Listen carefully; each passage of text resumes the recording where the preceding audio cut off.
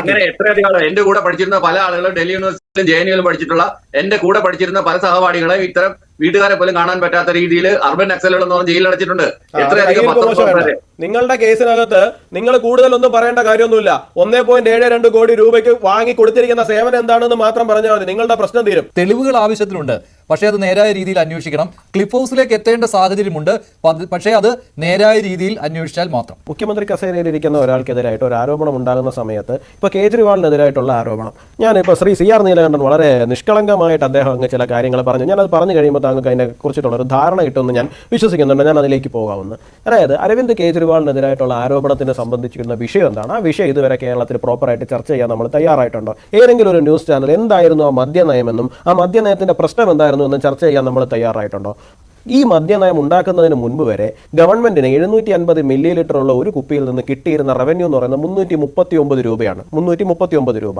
ഇത് പ്രൈവറ്റ് കമ്പനീസിലേക്ക് വേണ്ടിയിട്ട് കൊടുക്കാൻ തീരുമാനിച്ചു. പുതിയ കുറെ പ്രൈവറ്റ് ഔട്ട്ലെറ്റ് 32 സോണുകളായി തിരിച്ച് ഓരോ സോണിൽ 27 പ്രൈവറ്റ് കമ്പനികളെ കൊണ്ടുവന്നിട്ട് ആ പ്രൈവറ്റ് കമ്പനികൾക്ക് കൊടുക്കാൻ വേണ്ടിയിട്ട് തീരുമാനിച്ചു കഴിഞ്ഞപ്പോൾ ഈ 339 രൂപ ഉണ്ടായിരുന്നത് ഗവൺമെന്റിന്റെ ഷെയർ വെറും 8 രൂപയായിട്ട് കുറഞ്ഞു. നിങ്ങൾ നോക്കണം, ഒരു പകുതിയായിട്ടോ 10 ഈ വെറും 8 രൂപയായിട്ട് 339 രൂപയിൽ നിന്ന് 8 രൂപ 331 രൂപയും പ്രൈവറ്റ് കമ്പനികൾക്ക് പോകുന്ന തലത്തിലേക്ക്. അപ്പൊ ഇത് ആരെ സഹായിക്കാൻ വേണ്ടിയിട്ടാണ് ഈ മദ്യനയം രൂപീകരിച്ചത്? ഇത് കൃത്യമായിട്ട് അഴിമതി ഉണ്ടോ ഇല്ലയോ? പോട്ടെ, ശരി, ശ്രീ CR നീലകണ്ഠൻ പറയുന്ന പോലെ അതൊരു നയപരമായ വിഷയമായിരുന്നു എന്നൊക്കെ പറയാം. ഇത് നയപരമായ വിഷയമായതുകൊണ്ട് മാത്രമല്ല, തൊട്ടപ്പുറത്ത് തെലങ്കാന എന്ന് പറയുന്ന ഒരു സംസ്ഥാനത്തിരുന്നുകൊണ്ട് സൗത്ത് ഗേറ്റ് എന്ന് പറയുന്ന ഒരു ടീം ഉണ്ടാക്കിയിട്ട് സൗത്ത് ഇന്ത്യയിലുള്ള കുറച്ച് ആൾക്കാർ, അതുകൊണ്ടാണ് അതിനെ സൗത്ത് ഗേറ്റ് എന്ന് വിളിക്കുന്നത്, സൗത്ത് ഗ്രൂപ്പ് എന്ന് വിളിക്കുന്നത്. ഈ സൗത്ത് ഗ്രൂപ്പിലുള്ള കുറച്ച് ആൾക്കാർ ചേർന്നിട്ട് അവിടെ ഇരുന്നു കൊണ്ട് ഈ മദ്യനയത്തിന് തങ്ങൾക്ക് അനുകൂലമായിട്ട് ഉണ്ടാക്കുവാൻ വേണ്ടിയിട്ട് ബ്രൈബ് ചെയ്തു എന്നുള്ളതാണ് കേസ്. അതിന് അവരുടെ ഈ വാട്സാപ്പ് ചാറ്റുകളുണ്ട്, SMS മെസ്സേജുകളുണ്ട്, അവരുടെ കോൾസ് ഉണ്ട്, ഇങ്ങനെ പലതും ഡീകോഡ് ചെയ്ത് കഴിഞ്ഞപ്പോഴാണ് ഇവരിവിടെ ഇരുന്നു കൊണ്ട് മദ്യനയത്തിനെ സ്വാധീനിക്കുവാൻ വേണ്ടിയിട്ട് പൈസ കൊടുത്തു, 100 കോടി രൂപ കൊടുത്തു എന്നുള്ള കാര്യം വ്യക്തമായിട്ട് പുറത്തു വരുന്നത്. അല്ലാണ്ട് താങ്കൾ പറയുന്നത് പോലെ ഏതോ ഒരു ഫാർമാക്കാരൻ കൺഫസ് ചെയ്തതുകൊണ്ടല്ല ഈ സംഭവിച്ചിരിക്കുന്നത്. കൃത്യമായിട്ടുള്ള ഇലക്ട്രോണിക് എവിഡൻസ് നിൽക്കുന്നതുകൊണ്ടാണ്. ശ്രീ CR നീലകണ്ഠൻ സമ്മതിച്ചാലും സമ്മതിച്ചില്ലെങ്കിലും ഞാൻ ഒരു കാര്യം പറയാം. കേന്ദ്രത്തിലിരിക്കുന്ന BJP നേതാക്കൾ എന്ന് പറഞ്ഞാൽ രാഷ്ട്രീയമായി ബോധമില്ലാത്തവരൊന്നുമല്ല. അരവിന്ദ് കേജ്രിവാൾ എന്ന് പറയുന്ന മനുഷ്യനെ പൂട്ടാനുള്ള കൃത്യമായ എവിഡൻസ് കയ്യിലുള്ളത് കൊണ്ട് മാത്രമാണ് ഇത്ര ധൈര്യത്തോടു കൂടി ഇറങ്ങി പുറപ്പെട്ടത്. നിങ്ങൾ വെറുതെ ഞങ്ങളുടെ നേതാക്കളെ അങ്ങ് കുറച്ച് കാണരുതേ, മുകളിലിരിക്കുന്നവരെ ഒന്നും. ഓക്കെ, രാഷ്ട്രീയമായിട്ട് അവർക്കാർക്കും ഇങ്ങനെ എന്താണ് ഒരു ബ്ലണ്ടർ ചെയ്യുക എന്ന് പറയുന്ന ഒന്നുമില്ല. ഇവിടെ കൃത്യമായിട്ടും ഈ കേസിനകത്ത് എവിഡൻസ് ഉണ്ട് എന്നുള്ള കാര്യം പ്രൂവൺ ആണ്. എവിഡൻസ് ഇല്ലാതെ ഞാൻ മഞ്ജുഷേ, ഒരു രാഷ്ട്രീയ നേതാവിനെ കയറി വെറുതെ ഒന്ന് അറസ്റ്റ് ചെയ്തു, അറസ്റ്റ് ചെയ്ത് അയാൾ ജയിലിൽ പോയി കഴിഞ്ഞാൽ എന്താ സംഭവിക്കുക? അയാൾ പുറത്തു വരുമ്പോൾ അയാൾ വലിയൊരു നായകനാവും, കാര്യം അയാളെ വേട്ടയാട്. നമ്മളിത് പലതവണ ഇന്ത്യയിൽ കണ്ടതാണ്. അതുകൊണ്ടാണ് ഞാൻ പറഞ്ഞത് രാഷ്ട്രീയമായി ബോധമില്ലാത്തവരല്ല അവിടെ ഇരിക്കുന്നതെന്ന്. കൃത്യമായ എവിഡൻസ് ഉള്ളത് കൊണ്ടാണ്. ആ എവിഡൻസ് 2021 തുടങ്ങി വരുന്ന സാധനമാണ്. 2022 എത്തുന്നു. 2022 ഈ മദ്യനയം അവസാനം അരവിന്ദ് കേജ്രിവാളിന് പിൻവലിക്കേണ്ടി വരുന്നതാണ്. എന്തുകൊണ്ടാണ്? അതിനകത്ത് ക്രമക്കേട് നടന്നിട്ടുണ്ട് എന്നുള്ള കാര്യം കൃത്യമായി ചർച്ചയാവുമ്പോൾ 2022 ജൂൺ 30 അദ്ദേഹത്തിന് മദ്യനയം പിൻവലിക്കേണ്ടി വരുന്നത് എന്തുകൊണ്ടാണ്? അതിനകത്ത് ക്രമക്കേട് നടന്നു എന്നുള്ള കാര്യം പൊതുജനങ്ങൾക്ക് ബോധ്യമായി എന്ന് അദ്ദേഹത്തിന് മനസ്സിലായതുകൊണ്ടാണ്. അപ്പോൾ 2022 തുടങ്ങി നമ്മൾ ഇന്ന് സംസാരിക്കുന്ന 2024 മാർച്ച് അവസാനമാണ് നമ്മൾ സംസാരിക്കുന്നത്. നമ്മൾ തിടുക്കപ്പെട്ടിട്ടല്ലോ പോയത്. അന്ന് തൊട്ട് ഇതിനകത്തുള്ള ക്രമക്കേടുകളെ കുറിച്ചിട്ട് എല്ലാവർക്കും ബോധ്യമുള്ളതല്ലേ? അതുപോലെ തന്നെയാണ് പിണറായി വിജയന്റെ കാര്യത്തിൽ സംഭവിക്കുന്നത്. 2001 2022 നടന്ന വിഷയമായിരിക്കും. പക്ഷേ ഒരു വിഷയം വരുന്ന സമയത്ത് അതിന്റെ A മുതൽ Z വരെ അന്വേഷിക്കുകയും അതിനകത്ത് കൃത്യമായിട്ടും തെളിവുകൾ ഉണ്ടെങ്കിൽ മാത്രം പൊളിറ്റിക്കൽ ഒപ്പോണൻസിനെതിരെ പോവുകയും പറയുന്നതാണല്ലോ നയം. അല്ലാണ്ട് ഒരു ആരോപണം വന്നു, അടുത്ത ദിവസം തന്നെ ചാടി ഒരു ഓഫീസിൽ കയറി ഏറ്റവും ഉന്നത സ്ഥാനത്തിരിക്കുന്നവരുടെ അവിടെ കുടുംബാംഗങ്ങളെ പിടിച്ച് അകത്തിടുക എന്നൊക്കെ പറയുന്നത് പൊളിറ്റിക്കലി ഒരു എത്തിക്കലായിട്ടുള്ള വഴിയാണ് എന്നുള്ള കാര്യത്തിൽ ഞങ്ങൾ എന്തായാലും വിശ്വസിക്കുന്നില്ല. പിന്നെ അന്വേഷണ ഏജൻസികളെ സംബന്ധിച്ചിടത്തോളം അവർക്ക് തെളിവുണ്ടെന്നുണ്ടെങ്കിൽ അവർക്ക് മുമ്പോട്ട് പോകാനേ.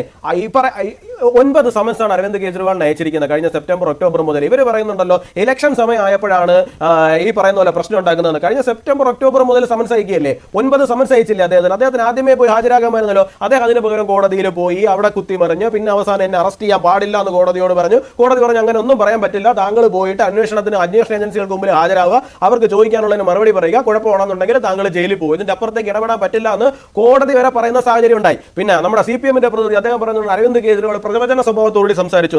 ഈ അരവിന്ദ് കേജ്രിവാൾ എന്ന് പറയുന്ന മനുഷ്യന്റെ ഒരു യാത്ര നിങ്ങൾ നോക്കി നോക്കണം. 2012 മുതൽ 2024 വരെയുള്ള 12 വർഷം കൊണ്ട് അദ്ദേഹം പറഞ്ഞ ഒരു സ്ഥലത്ത് എവിടെയാണ് ഉറച്ചു നിന്നിട്ടുള്ളത്? അദ്ദേഹം ആദ്യം പറഞ്ഞു ഞാൻ ഒരു രാഷ്ട്രീയ പാർട്ടിയുമായിട്ട് സഹകരണത്തിന് പോകുന്നില്ല. അദ്ദേഹത്തിന്റെ ട്വീറ്റുകൾ ഇപ്പം സർഫസ് ചെയ്ത് വരുന്നുണ്ട്. എന്താണ്, എന്തുകൊണ്ട് ഇന്ത്യയിലെ പ്രതിപക്ഷ നേതാക്കൾ ജയിലിൽ പോകുന്നില്ല എന്നാണ് അദ്ദേഹം ചോദിച്ചിരിക്കുന്നത്.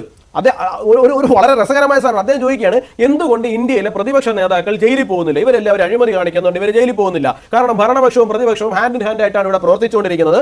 അതുകൊണ്ടാണ് ഇവിടെ പ്രതിപക്ഷത്തിരിക്കുന്ന ആൾക്കാർ പോലും അഴിമതി ചെയ്യുമ്പോൾ ജയിലിൽ പോകാത്തതെന്നാണ്.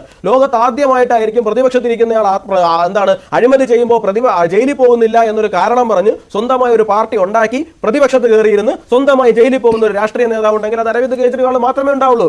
കഴിഞ്ഞ ഒരു വർഷത്തിനിടയിൽ മാത്രമാണ് അദ്ദേഹത്തിന് ഇത്രയും വലിയ ചേഞ്ച്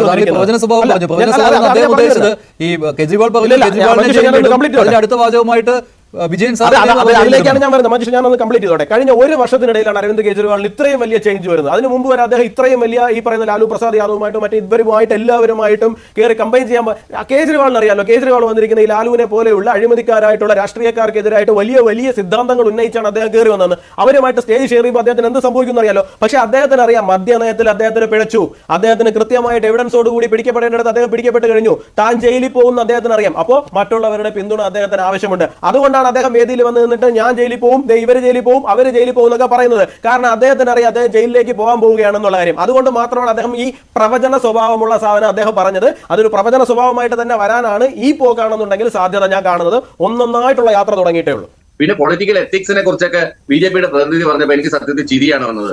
ഈ വാട്സ്ആപ്പ് എവിഡൻസ്, ഇലക്ട്രോണിക് എവിഡൻസ് എന്നൊക്കെ പറയുമ്പോൾ അർബൻ നക്സലുകൾ എന്നൊക്കെ പറഞ്ഞ് UAPA ചുമത്തിയിട്ടിരിക്കുന്ന എത്ര വിചാരണ തടവുകാരുണ്ടെന്നറിയോ? എന്തിനാ ഏറ്റവും ഒടുവിൽ സായിബാബയുടെ ഇതിനകത്ത് ഇംപ്ലാന്റ് ചെയ്തു.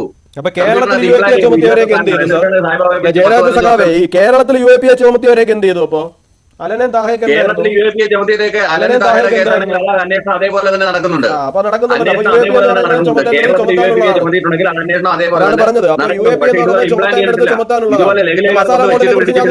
അങ്ങനെ എത്രയധികം എന്റെ കൂടെ പഠിച്ചിരുന്ന പല ആളുകളും ഡൽഹി യൂണിവേഴ്സിറ്റിയിലും JNUവിലും പഠിച്ചിട്ടുള്ള എന്റെ കൂടെ പഠിച്ചിരുന്ന പല സഹപാഠികളെ ഇത്തരം വീട്ടുകാരെ പോലും കാണാൻ പറ്റാത്ത രീതിയിൽ അർബൻ നക്സലുകൾ എന്ന് പറഞ്ഞ് ജയിലിലടച്ചിട്ടുണ്ട്. എത്രയധികം പത്രസ്ഥാപനങ്ങളെ കൂട്ടിയിടിപ്പിച്ചു.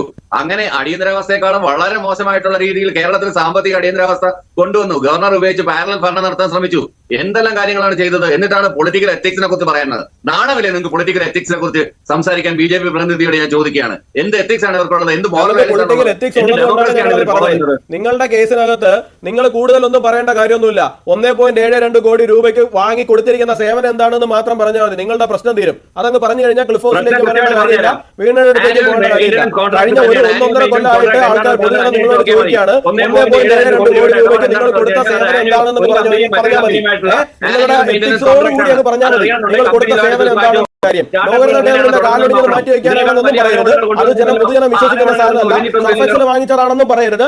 നിങ്ങൾ കൊടുത്ത സേവനം എന്താണ്? വീണ വിജയൻ എന്ന് പറയുന്ന വ്യക്തി അവരുടെ കമ്പനിയായ എക്സാലോജിക്ക് CMR എന്ന് പറയുന്ന കമ്പനിക്ക് 1.72 കോടി രൂപയ്ക്ക് കൊടുത്ത സേവനം എന്താണ്? അത് മാത്രമാണ് ചോദ്യം. നിങ്ങൾ നാണം മറയ്ക്കാൻ വേണ്ടി ഡൽഹിയിലേക്കും കേജ്രിവാളിന്റെ അടുത്തേക്കും ഒന്നും ഓടിയിട്ട് കാര്യമില്ല. അല്ലെങ്കിൽ അവർ ഓൾറെഡി പെട്ടുകഴിഞ്ഞു. കൃത്യമായ എവിഡൻസ് അവിടെയുണ്ട്. അവർ പെട്ടുകഴിഞ്ഞു. നിങ്ങൾ അടുത്തത് പെടും. അതുകൊണ്ട് മര്യാദകൾ എന്താന്ന് പറയുക. പിന്നെ തോമസ് ഐസക്കിന്റെ മസാല ബോണ്ട് വിഷയത്തിൽ ചോദ്യം ചെയ്യാൻ വിളിച്ചിട്ടുണ്ടെന്നുണ്ടെങ്കിൽ അദ്ദേഹത്തിന് 6 or 7 സമൻസ് അയച്ചിട്ടുണ്ടെന്നാണ് ഞാൻ മനസ്സിലാക്കുന്നത്.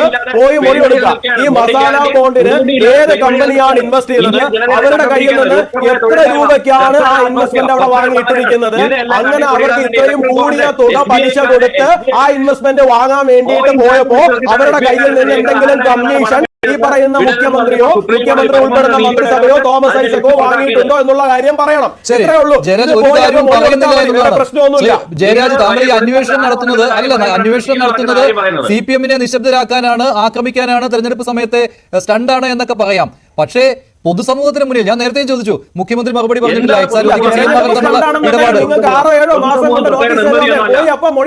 തോമസ് ഐസക്കിന്റെ കാര്യമാണെങ്കിൽ തോമസ് ഐസക് ഇതുവരെ EDക്ക് മുന്നിൽ പോകുവാൻ തയ്യാറാകുന്നില്ല. ഇപ്പോൾ 6ാമത്തെ തവണയാണല്ലോ വന്നിരിക്കുന്നത്. എത്ര പ്രാവശ്യമാണ് ഇവിടെ കിഫ്ബിയുടെ ഓഫീസിൽ കയറി ഇറങ്ങിയത്? അവിടുത്തെ കിഫ്ബിയുടെ ഓഫീസിൽ അവർ ഹരാസ്മെന്റ് നേരിട്ട സ്ത്രീകൾ വരെ അതിനെക്കുറിച്ച് പരാതി രേഖപ്പെടുത്തിയിട്ടുണ്ട്. അതൊക്കെ നാളെ വെളിയിൽ വരുത്തേ ഉള്ളൂ.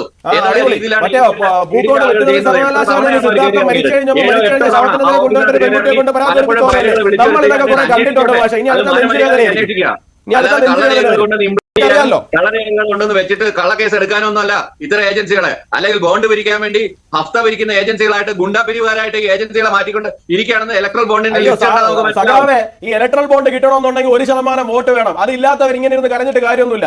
അത് വേണ്ടെന്നുള്ളത് നയപരമായ 1% വോട്ട് വേണം. അതില്ലാത്തവർ ചെയ്യാൻ പറ്റും. നയപരമായ തീരുമാനം ശരിയാണെന്ന് തെളിയുന്നുണ്ട്. എവിടെ നിന്നാണ് ഈ 1% കണക്കുമായി താങ്കൾ വരുന്നത്? ഇലക്ട്രൽ ബോണ്ട് വാങ്ങണമെന്നുണ്ടെങ്കിൽ 1% വോട്ടുകളുള്ള രാഷ്ട്രീയ പാർട്ടികൾക്ക് മാത്രമേ പറ്റുള്ളൂ. ഇടതുപക്ഷ പാർട്ടികൾക്ക് പലതിനും അതില്ല. അതുകൊണ്ടാണ് വാങ്ങാത്തത്, അല്ലാണ്ട് വേറെ കാര്യമൊന്നുമില്ല. അതുകൊണ്ടാണ് കൈതോട് പൊതിഞ്ഞുകൊണ്ട് പോകുന്നത്.